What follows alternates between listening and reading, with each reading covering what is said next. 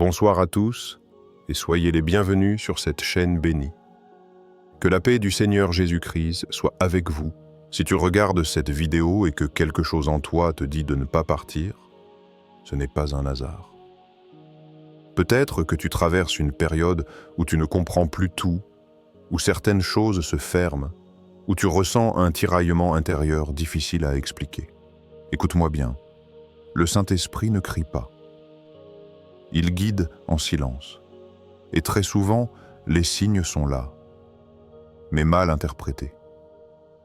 Dans cette vidéo, je vais te révéler 7 signes précis, profonds et bibliques qui montrent que le Saint-Esprit est en train de te guider personnellement, même si tu doutes, même si tu te sens faible. Si tu te reconnais dans ne serait-ce qu'un seul de ces signes, reste bien jusqu'à la fin, car le 7e signe est le plus délicat et le plus ignoré. Avant de commencer, si cette chaîne t'aide à discerner la voix de Dieu, abonne-toi, mets un like pour soutenir ce message et partage cette vidéo à quelqu'un qui cherche la direction de Dieu en ce moment. Signe 1. Tu perds le goût de ce qui te satisfaisait avant. Il y a des changements qui ne font pas de bruit. Ils n'arrivent pas avec des annonces claires ni des émotions spectaculaires. Ils commencent doucement, presque discrètement, comme un malaise intérieur difficile à expliquer. Tu continues ta vie. Tu parles aux mêmes personnes. Tu fais les mêmes choses. Tu suis les mêmes habitudes. Mais quelque chose a changé. Pas à l'extérieur, à l'intérieur. Ce qui te faisait vibrer avant ne te touche plus de la même manière. Ce qui t'enthousiasmait te laisse désormais indifférent. Ce qui te remplissait semble fade. Et au début, tu te poses des questions.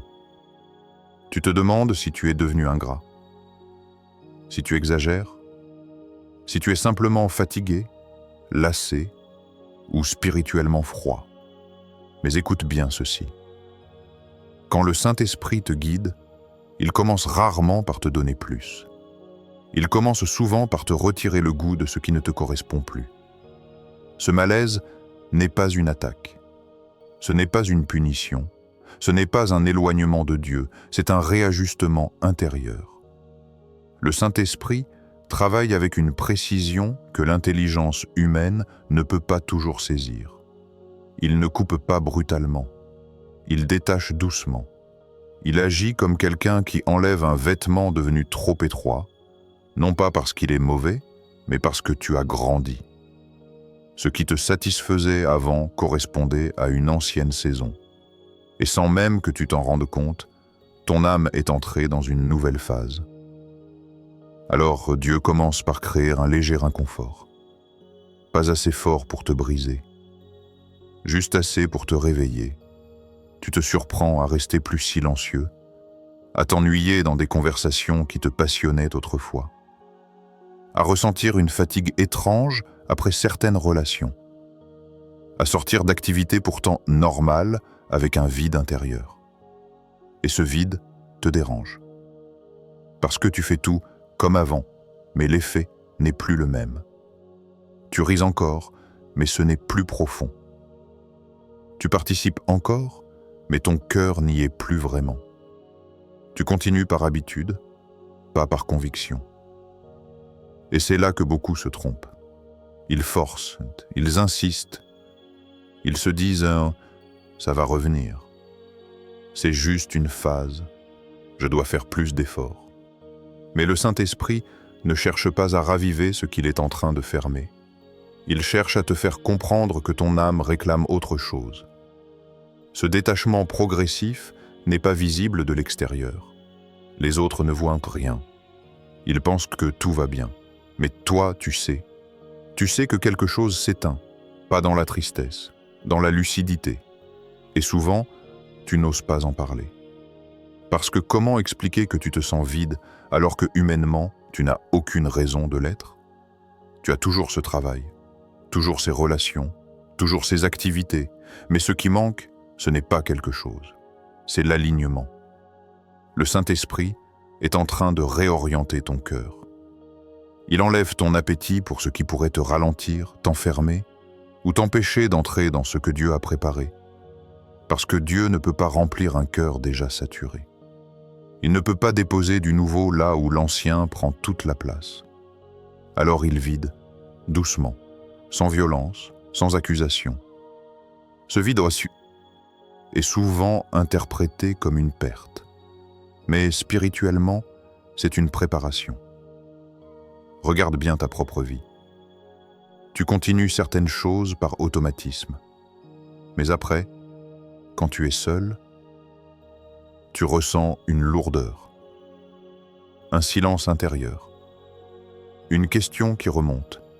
Pourquoi je fais encore ça? Et cette question n'est pas négative. Elle est révélatrice. Elle montre que ton âme n'est plus anesthésiée, qu'elle commence à discerner, qu'elle refuse désormais ce qui ne la nourrit plus vraiment.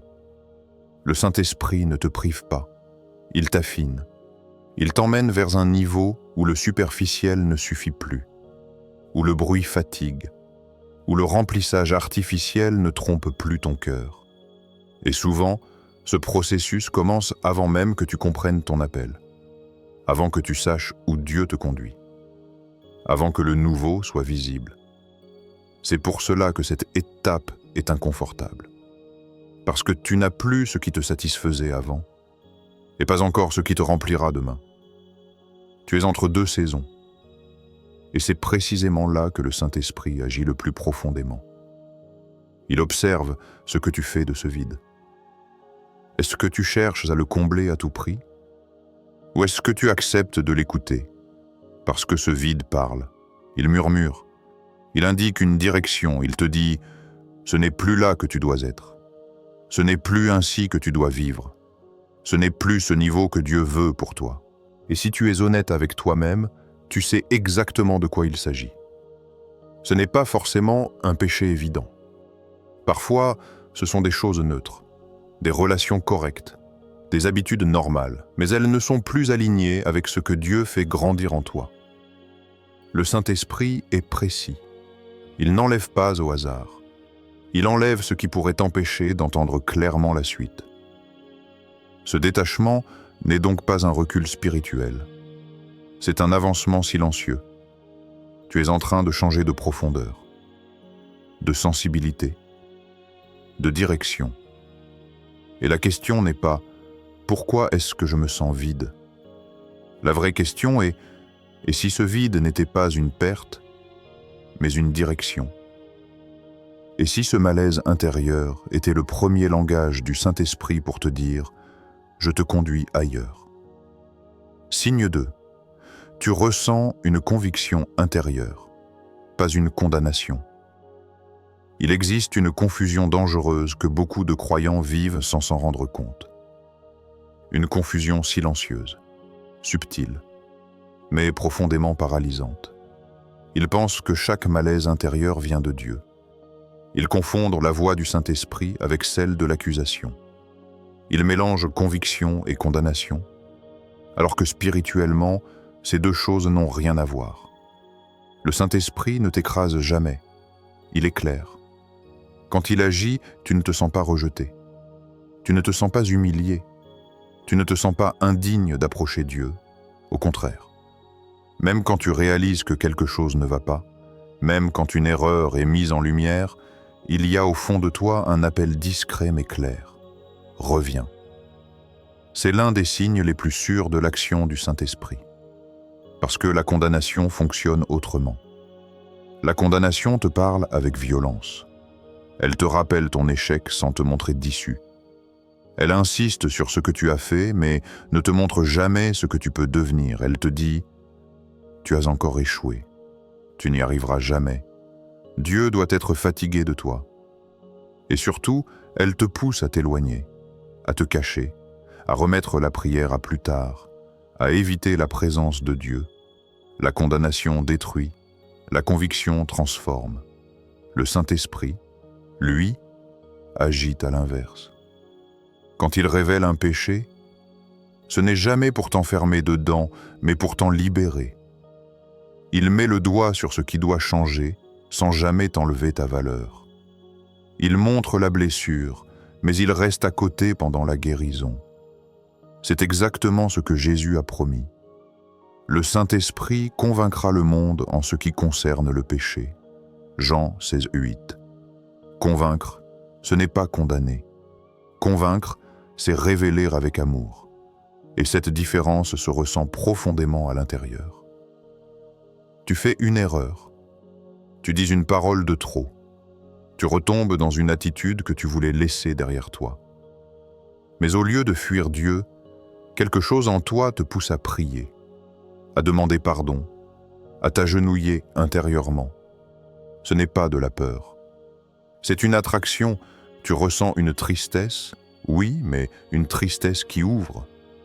Pas une tristesse qui écrase, une tristesse qui te fait dire « Je ne veux plus vivre comme ça. Je veux changer. Je veux être aligné. » Et cette envie de changer ne vient pas de la pression, elle vient de la lumière.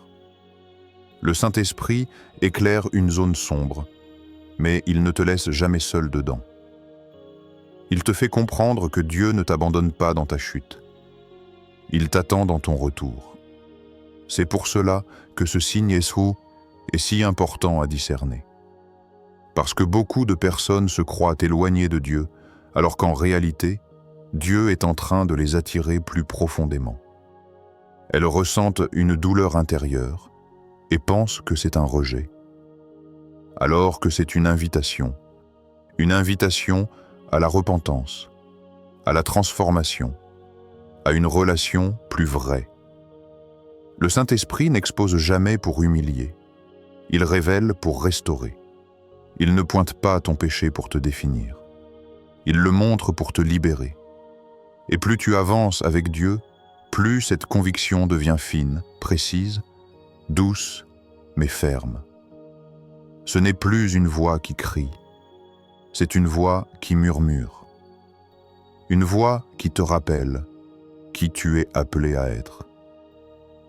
Une voix qui te dit « Tu vaux trop pour rester là. Tu es fait pour autre chose. Reviens. » Alors pose-toi cette question, honnêtement.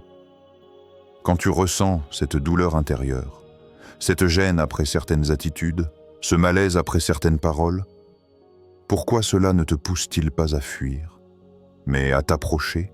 Pourquoi, malgré l'erreur, as-tu encore envie de parler à Dieu? Pourquoi ton cœur, au lieu de se fermer, s'ouvre davantage à la prière? Parce que ce que tu ressens n'est pas une condamnation. C'est une conviction guidée par l'amour. Et c'est l'un des langages les plus clairs du Saint-Esprit quand il te conduit. Tu es toujours là? C'est que tu aimes bien la vidéo. Clique sur s'abonner et on continue ensemble. Signe 3. Tu es attiré par le silence et la prière. Il arrive un moment où le bruit fatigue.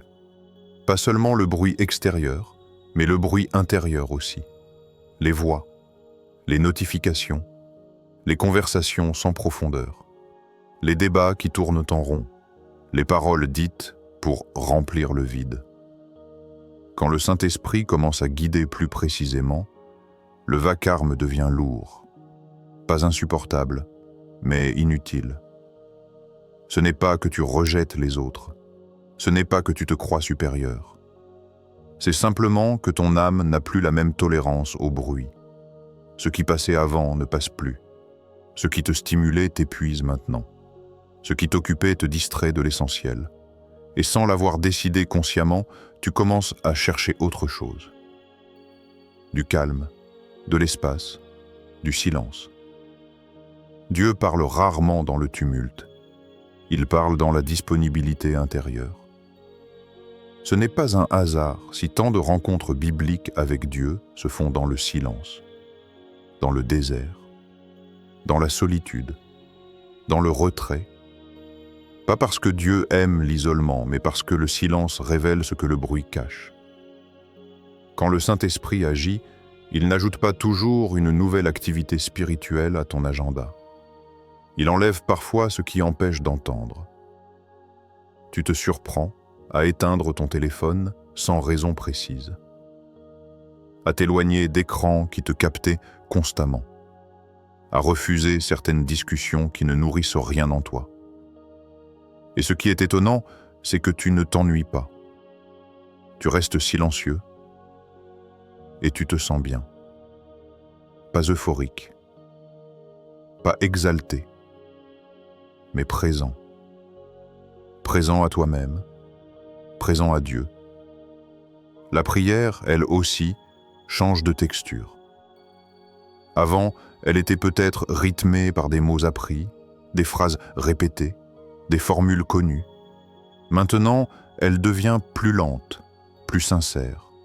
Parfois même sans mots, tu t'assois, tu fermes les yeux et tu ne ressens plus le besoin de remplir chaque seconde. Parce que quelque chose se passe dans ce silence. Le Saint-Esprit ne parle pas toujours avec des phrases audibles. Il parle par des impressions, des prises de conscience, des éclairages soudains. Et pour percevoir cela, le bruit devient un obstacle. C'est pour cela que certaines personnes vivent ce signe sans le comprendre. Elles pensent qu'elles deviennent distantes, ou froides, ou moins sociales, alors qu'en réalité, elles deviennent plus sensibles spirituellement. Le silence n'est pas un vide. C'est un espace où les masques tombent, où les distractions n'anesthésient plus, où les vraies questions remontent. Et parfois, ce silence dérange au début, parce qu'il révèle ce que l'agitation faisait taire, des pensées profondes, des désirs enfouis, des blessures anciennes, des appels que tu avais repoussés. Mais le Saint-Esprit ne t'attire jamais vers le silence pour te confronter sans te soutenir. Il t'y attire pour te rencontrer. Dans ce calme, tu commences à discerner ce qui vient vraiment de Dieu et ce qui venait simplement du bruit ambiant. Tu reconnais mieux ce qui t'épuise, ce qui te disperse, ce qui te détourne. Et tu réalises que certaines voix extérieures parlaient plus fort que la voix intérieure. Alors, progressivement, tu choisis moins de paroles et plus de présence, moins d'opinions et plus d'écoute, moins de réaction et plus de discernement. Ce n'est pas une fuite du monde, c'est un réalignement. Le Saint-Esprit crée en toi une soif de profondeur. Et la profondeur ne se trouve jamais dans le vacarme. Elle se trouve dans cet espace où tu ne forces rien, où tu n'as rien à prouver, où tu n'as rien à produire. Juste être là. Et dans ce silence, même sans mots, quelque chose en toi écoute. Pas avec les oreilles, avec le cœur. Et si ce besoin de silence n'était pas un repli, mais un appel à écouter, signe 4. Les portes se ferment sans explication logique. Il y a des fermetures qui font mal, non pas parce qu'elles sont violentes, mais parce qu'elles sont incompréhensibles. Tu avais réfléchi, prié peut-être, pesé le pour et le contre. Tout semblait cohérent, raisonnable, presque évident. Et pourtant, rien n'avance. Les réponses tardent, les délais s'allongent. Les confirmations attendues ne viennent pas. Puis, sans annonce officielle, sans grand choc, tout s'arrête. Quand Dieu guide, il ferme parfois avant d'ouvrir. Et c'est souvent là que commence le combat intérieur. Parce que ces portes fermées ne sont pas toujours liées à une erreur visible. Tu n'as pas forcément mal agi. Tu n'as pas forcément désobéi. Tu n'as pas forcément pris une mauvaise décision selon la logique humaine. Mais quelque chose bloque. Et ce blocage dérange profondément l'esprit rationnel. Nous aimons comprendre. Nous aimons analyser. Nous aimons identifier une cause claire. Or, dans la direction divine, il existe des fermetures qui ne s'expliquent pas immédiatement. Le Saint-Esprit protège plus qu'il n'explique. Ce principe est difficile à accepter parce qu'il demande une confiance sans visibilité. Tu vois un refus. Dieu voit un danger. Tu vois une opportunité perdue. Dieu voit un détour nécessaire. tu vois un échec. Dieu voit une préservation. Mais sur le moment, tout ce que tu ressens, c'est la frustration. Un projet que tu avais commencé avec enthousiasme s'éteint lentement. Une relation qui semblait prometteuse perd sa vitalité. Un emploi pour lequel tu avais tout donné t'échappe sans raison claire. Et ce qui est troublant, c'est que ces fermetures arrivent parfois alors que tout semblait aligné extérieurement. C'est précisément pour cela qu'elles sont si déstabilisantes, parce qu'elles te forcent à te poser une question plus profonde que « qu'est-ce qui t'a pas aussi qui n'a pas marché ?» Elles te poussent à demander « et si ce n'était pas censé marcher ?» Le Saint-Esprit agit souvent comme un gardien silencieux. Il ne t'empêche pas toujours d'entrer par la force. Il rend simplement certaines portes impossibles à franchir. Tu essaies, tu insistes, tu frappes encore, mais rien ne s'ouvre. Et plus tu forces, plus tu t'épuises. C'est là que beaucoup confondent persévérance et obstination. La persévérance avance malgré les obstacles. L'obstination lutte contre la direction. Quand une porte est fermée par Dieu, elle ne résiste pas pour te tester. Elle résiste pour te protéger. Mais cette protection est rarement évidente sur le moment. Parce que ce que Dieu empêche aujourd'hui est souvent lié à ce que tu ne pourrais pas supporter demain. Une relation qui aurait vidé ton âme. Un environnement qui aurait étouffé ton appel. Un chemin qui t'aurait éloigné de ce que Dieu construit en toi. Et comme tu ne vois pas encore l'issue, tu interprètes la fermeture comme une perte. Pourtant, spirituellement, il s'agit souvent d'un recalibrage. Dieu ne ferme pas pour te punir.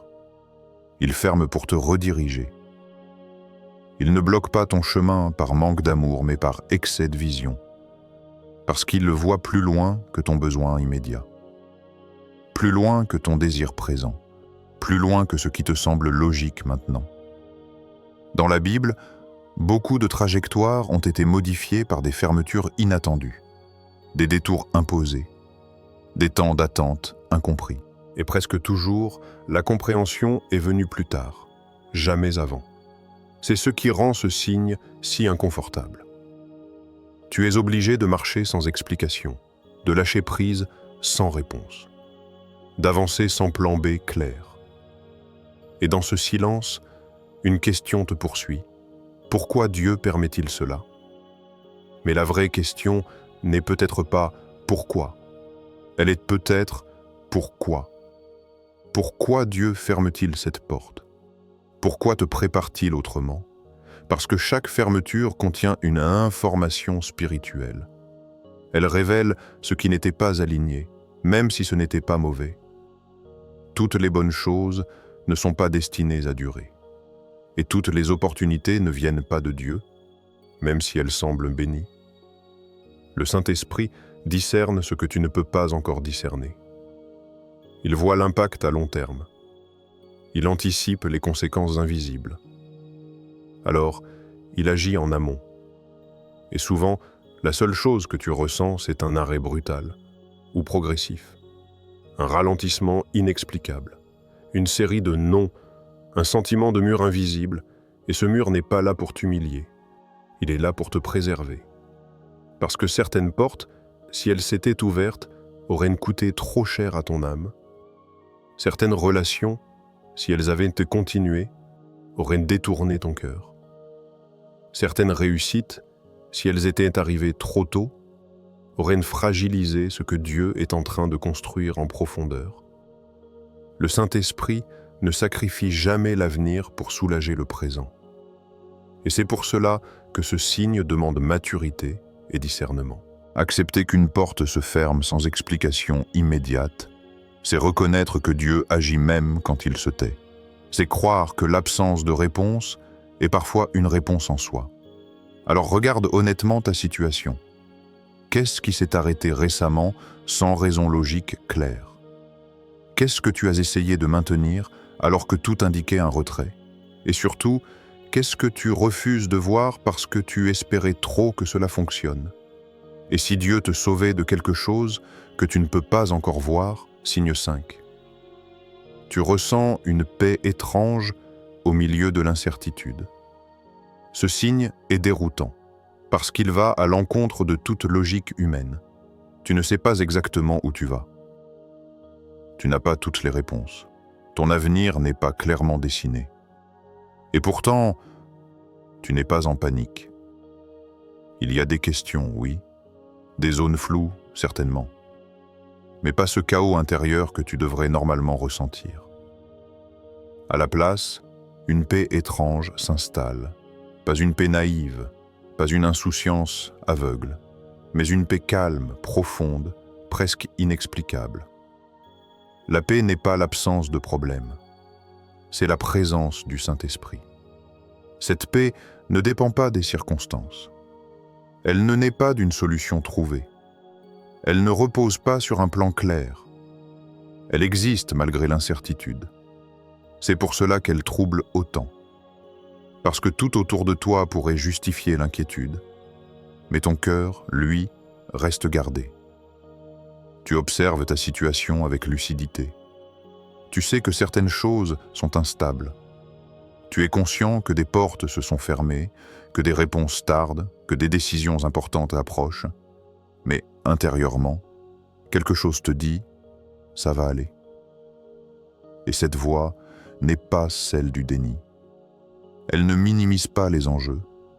Elle ne nie pas les difficultés. Elle rassure sans expliquer. Cette paix ne crie pas. Elle ne cherche pas à convaincre. Elle s'impose doucement. C'est exactement ce que l'Écriture décrit.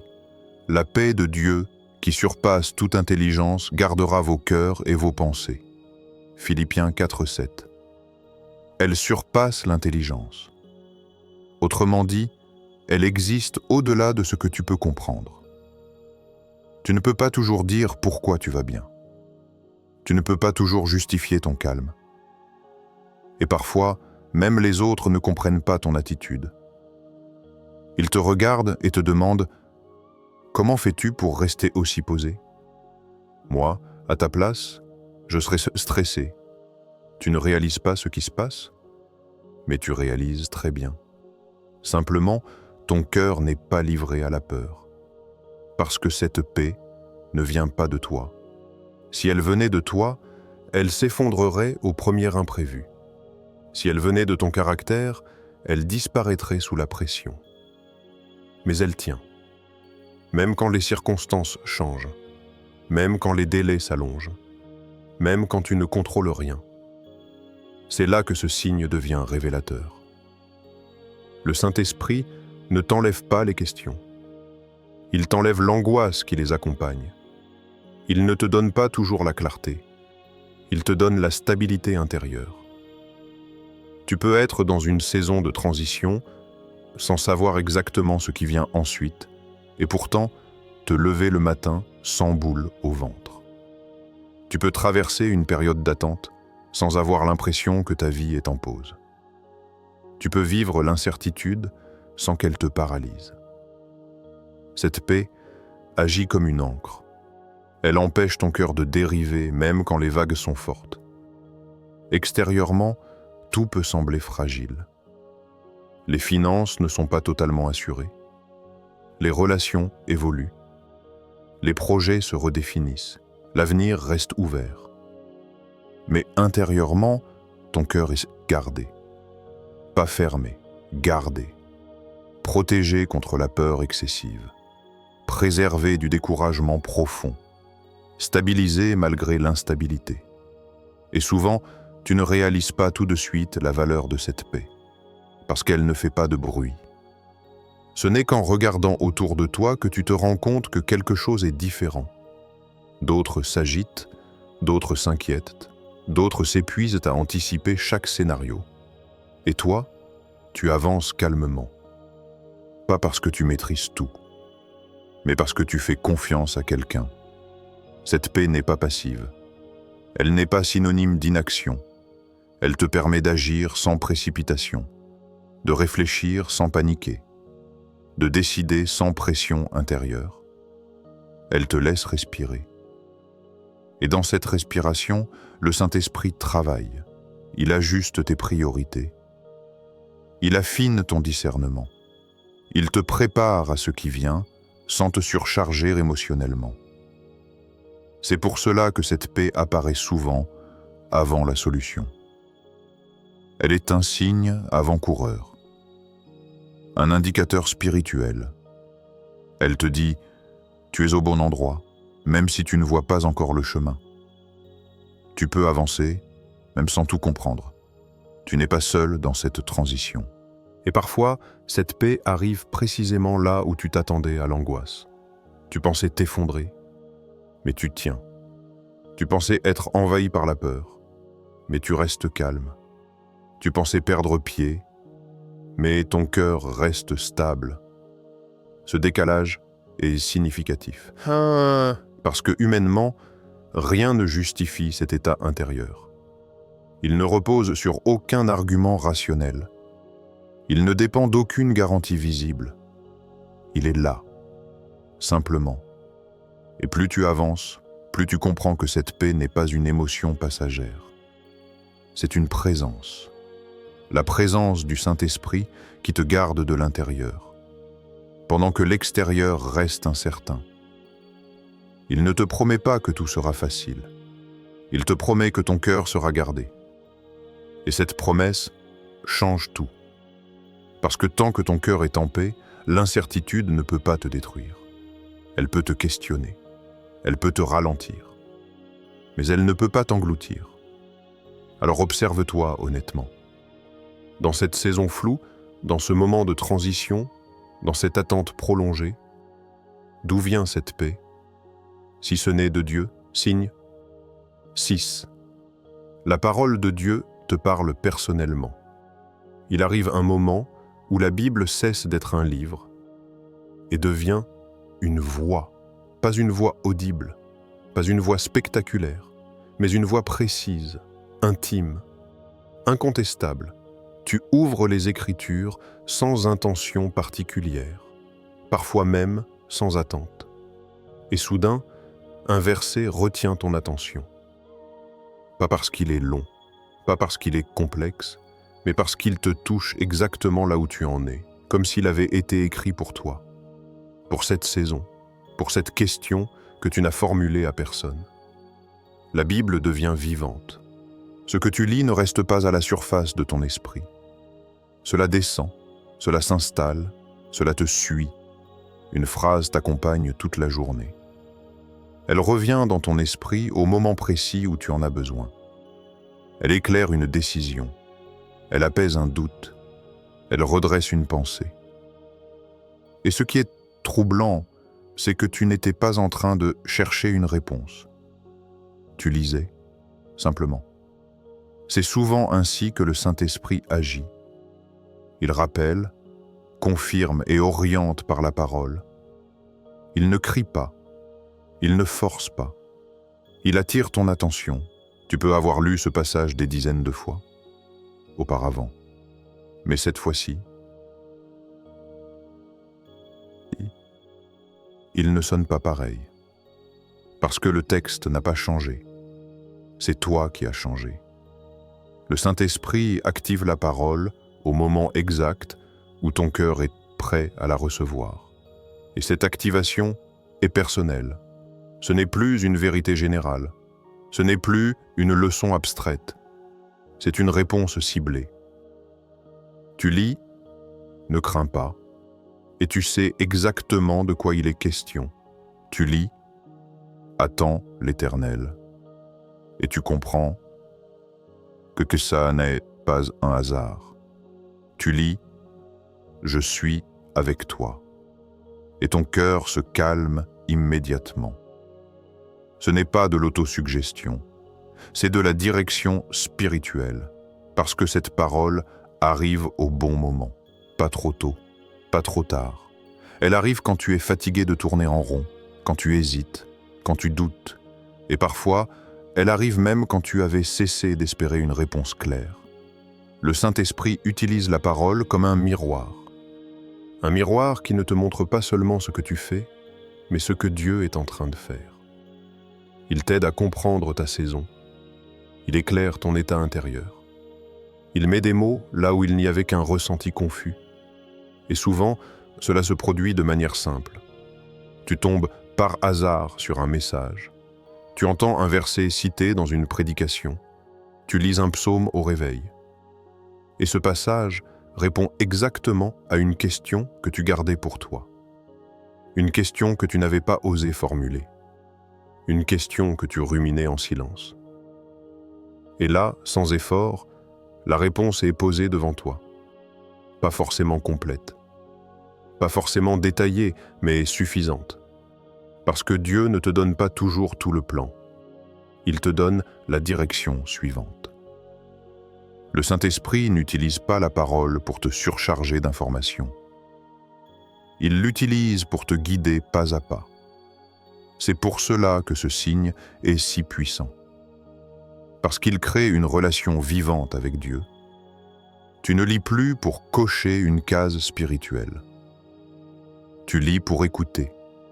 Tu ne parcours plus les Écritures pour accumuler du savoir. Tu t'y approches avec un cœur ouvert. Et plus tu avances, plus tu reconnais cette manière de faire. Tu sais quand un verset te parle vraiment. Tu sais quand ce n'est pas juste intellectuel. Il y a une résonance intérieure, une certitude calme, une paix ou une conviction qui s'installe. Parfois, la parole te reprend. Parfois, elle te rassure. Parfois, elle te corrige. Mais toujours, elle te ramène vers Dieu, jamais loin de lui. C'est cela un autre signe essentiel. Quand la parole te parle sous l'action du Saint-Esprit, elle ne t'écrase pas, elle t'élève. Elle ne t'humilie pas, elle t'aligne. Elle ne te met pas la pression, elle t'éclaire. Et souvent, elle confirme ce que tu ressentais déjà au fond de toi. Une direction que tu pressentais. Un choix que tu hésitais à faire. Un attachement que tu devais lâcher. La parole vient mettre des mots clairs sur une intuition confuse. Et ce processus crée une cohérence intérieure. Tu ne te sens plus éparpillé. Tu ne te sens plus tiraillé entre 1000 options. Tu sens qu'une direction se dessine. Pas parce que tout est clair, mais parce que Dieu te parle là où tu es. Le Saint-Esprit ne t'impose pas des révélations spectaculaires. Il te conduit par la fidélité quotidienne de la parole. Et plus tu avances, plus tu réalises que ce dialogue silencieux était déjà là depuis un moment. Tu te souviens de versets qui t'avaient marqué il y a des semaines, des mois, parfois même des années. Et tu comprends maintenant pourquoi. Parce que Dieu préparait ton cœur à l'avance. Il semait des paroles qui prendraient tout leur sens plus tard. C'est pour cela que certaines phrases bibliques te poursuivent. Elles ne te quittent pas. Elles reviennent dans les moments clés. Elles deviennent comme des balises intérieures.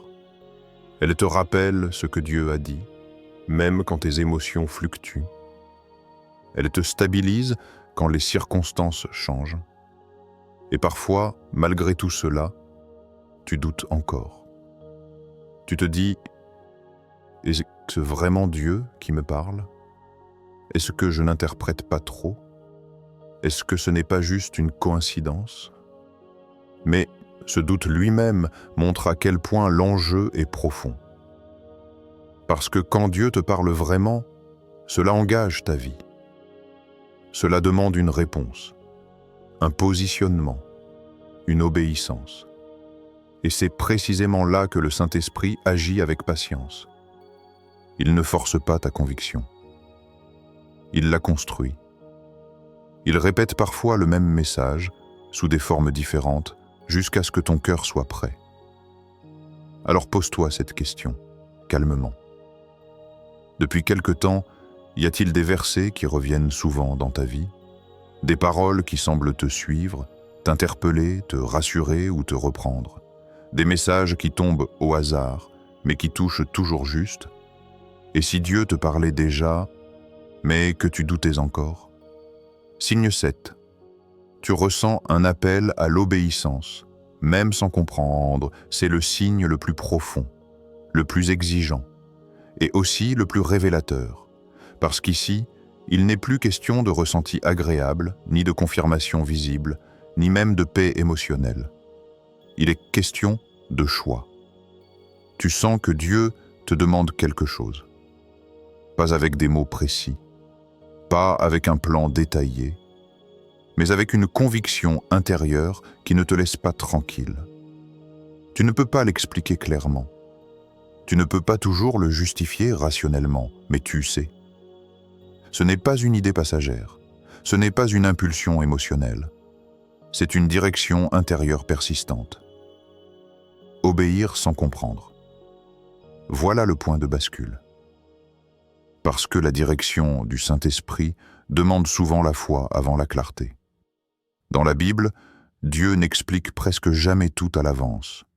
Il dit à Abraham, « Va » sans lui dire où exactement.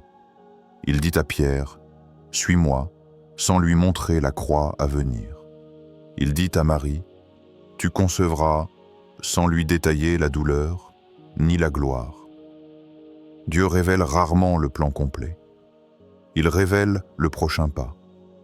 Et ce pas demande une chose précise, l'obéissance. Tu sais que tu dois pardonner, mais ton cœur résiste. Tu sais que tu dois lâcher une relation, un comportement, une habitude, mais tu n'as aucune garantie que ce sera mieux après. Tu sais que tu dois parler, ou au contraire te taire. Avancer ou attendre. Et ce qui rend ce signe si difficile, c'est qu'il va souvent à l'encontre de la logique humaine. Les autres ne comprennent pas. Ils te questionnent. Ils te conseillent le contraire. Et parfois, même toi, tu te dis « ça n'a pas de sens ». Mais l'appel à l'obéissance ne crie pas. Il insiste doucement. Il revient dans tes pensées. Il revient dans la prière. Il revient quand tu essaies de l'ignorer. Ce n'est pas une pression, c'est un rappel. Le Saint-Esprit ne force jamais. Il invite. Mais plus tu repousses cet appel, plus tu ressens une tension intérieure. Pas une condamnation. Un inconfort spirituel. Parce que ton esprit sait ce que Dieu attend, même si ton intelligence n'a pas encore compris pourquoi. Et c'est là que beaucoup bloquent. Ils veulent comprendre avant d'obéir. Dieu demande d'obéir pour comprendre après. Car la révélation vient souvent après le pas de foi, pas avant. Quand tu obéis, même avec peur, même avec des questions, même avec des larmes, quelque chose s'aligne en toi. Tu ne vois pas toujours immédiatement le résultat extérieur. Mais intérieurement, tu sais que tu es à ta place. L'obéissance apporte une paix différente. Pas une paix confortable, une paix juste. C'est la paix de savoir que tu marches avec Dieu, même dans l'inconnu. Et ce signe révèle ton niveau de maturité spirituelle. Parce que suivre le Saint-Esprit, ce n'est pas seulement ressentir sa présence, c'est répondre à ses invitations. Même quand elles te coûtent, même quand elles te font renoncer, même quand elles te font sortir de ta zone de sécurité. L'obéissance est rarement spectaculaire, mais elle est toujours décisive. Elle ouvre des portes invisibles, elle ferme des cycles, elle prépare des saisons que tu ne peux pas encore imaginer. Et souvent, c'est seulement plus tard que tu comprends pourquoi Dieu t'a demandé cela à ce moment précis. Tu regardes en arrière et tu réalises que ce pas illogique était en réalité une protection, ou une préparation, ou une délivrance. Mais au moment où Dieu parle, il te demande une chose simple et profonde. Lui faire confiance. Pas avec des garanties humaines, pas avec des preuves visibles, mais avec un cœur disponible. Alors pose-toi cette question honnêtement. Y a-t-il quelque chose que tu sais devoir faire, mais que tu repousses encore? Un pardon à accorder, un attachement à lâcher, un pas à faire, pas parce que c'est facile, mais parce que tu sens que Dieu te le demande. Es-tu prêt à obéir, même sans garantie humaine? Si, en écoutant ces signes, ton cœur a réagi, si certaines paroles ont résonné plus fort que d'autres, alors écoute-moi attentivement jusqu'au bout. Tu n'es pas perdu, tu es guidé. Le Saint-Esprit n'agit pas toujours dans le spectaculaire. Il commence souvent dans l'invisible. Avant de changer ta situation, il travaille ton cœur. Avant d'ouvrir une porte, il prépare ton discernement. Avant de te conduire quelque part, il t'apprend à lui faire confiance. Peut-être que tu ne vois pas encore clairement le chemin. Peut-être que tout ne s'explique pas. Mais si tu as reconnu ces signes, le détachement, la paix intérieure, la conviction, l'appel à l'obéissance, alors sache une chose, Dieu est déjà à l'œuvre. Prends maintenant un instant pour toi. Reviens intérieurement sur ce que tu viens d'entendre. Quel signe t'a le plus touché aujourd'hui? Celui qui t'a dérangé ou rassuré? Et souvent celui que Dieu utilise pour te parler. Et si ce message t'a encouragé, fortifié ou éclairé, abonne-toi à la chaîne Grâce Infinie pour continuer à grandir dans le discernement spirituel. Like cette vidéo pour soutenir la diffusion de la parole. Partage-la à quelqu'un qui cherche la direction de Dieu en ce moment. Écris en commentaire « Je ne vais plus ignorer les signes ». Et si tu le souhaites, ajoute « Amen » pour confirmer cette prière et cet engagement devant Dieu. Souviens-toi, Dieu ne te conduit jamais sans raison. S'il te parle, c'est qu'il t'aime et qu'il te prépare.